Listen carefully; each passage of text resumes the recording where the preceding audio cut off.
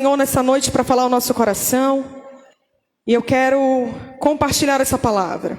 Em 1 Crônicas, capítulo 4, no verso 9, diz: Jabez foi o homem mais ilustre e respeitado da sua tribo.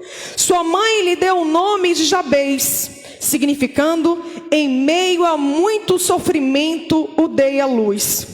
É sabido que Jabez rogou ao Deus de Israel, dizendo: que tu me abençoes, ou em outras traduções, quando tu me abençoares, e aumentes a minha propriedade, que a tua boa mão me proteja, e não permita que eu seja afligido pelo mal. E Deus lhe concedeu o que pediu em oração. E eu vou repetir apenas a parte A do versículo 9. Jabez foi o homem mais ilustre e respeitado da sua tribo. Queridos, o capítulo 4 de 1 Crônicas traz para a gente um relato de uma genealogia que é interrompida para falar da história de um homem inconformado, para nos trazer o relato da história de um homem determinado, de um homem de fé.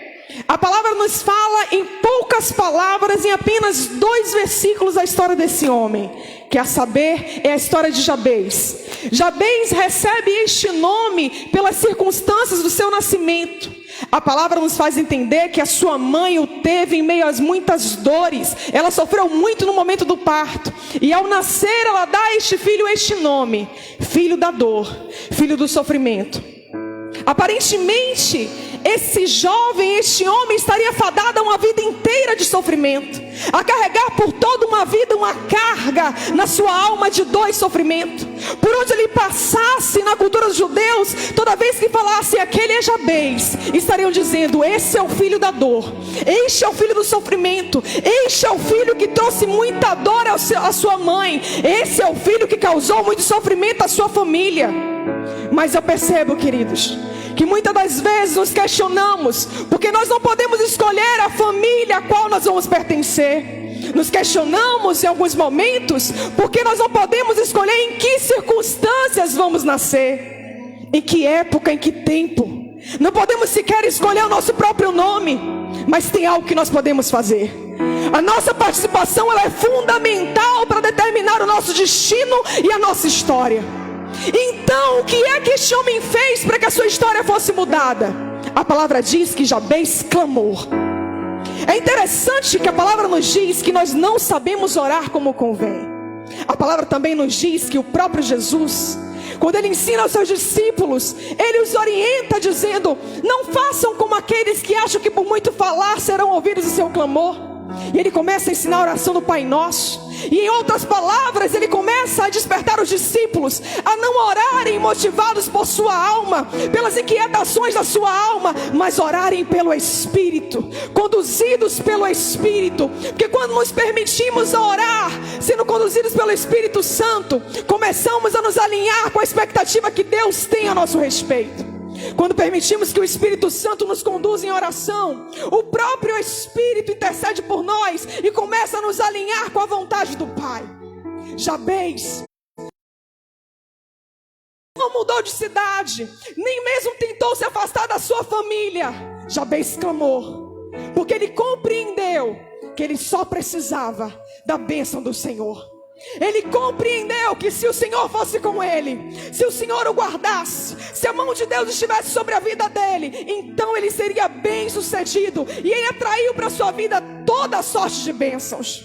Não eram apenas bênçãos terrenas, eram bênçãos de orar com sabedoria e inteligência. Um homem que orou com fé, reconhecendo o poder de Deus para mudar a sua história. E eu quero te dizer nessa noite que o Senhor procura pessoas inconformadas, pessoas determinadas a mudar de vida. Nada na tua história até aqui pode romper o que Deus determinou para você. Basta você se levantar, clamar, não choramingando amarguras da alma, mas com o espírito fortalecido e declarando: se o Senhor é comigo, então eu posso todas as coisas. Se o Senhor é na minha história, se a mão de Deus me cobre, então eu vou ser feliz em todas as coisas. E sabe o que eu acho mais lindo? É que as pessoas continuavam chamando ele de Jabez. E eu imagino, quando anunciavam a chegada daquele homem, diziam: mas esse não é aquele que fez seus pais sofrerem? Não é esse que gerou tanta dor para sua mãe? Não é esse que tinha uma carga de sofrimento? Mas os mesmos que falavam sobre o seu nome tinham que dizer: este é Jabez, mas é o mais ilustre entre seus irmãos. Este é você, nobre entre os seus irmãos. Você carrega um sangue nobre. Você é filho dos reis dos reis. Você é filho do Senhor dos senhores. Então não é de cidade, nem de família, nem de casamento que você tem que mudar. Você tem que compreender que se Deus é com você, ainda que hajam cargas pesadas sobre os seus ombros, ainda que até aqui você carregou palavras que pesaram sobre a sua história, se você se levantar numa oração sábia, reconhecendo o poder de Deus, então se prepara, porque talvez o seu nome não seja aquele mais agradável de se ouvir, mas a sua história vai alegrar muitos corações.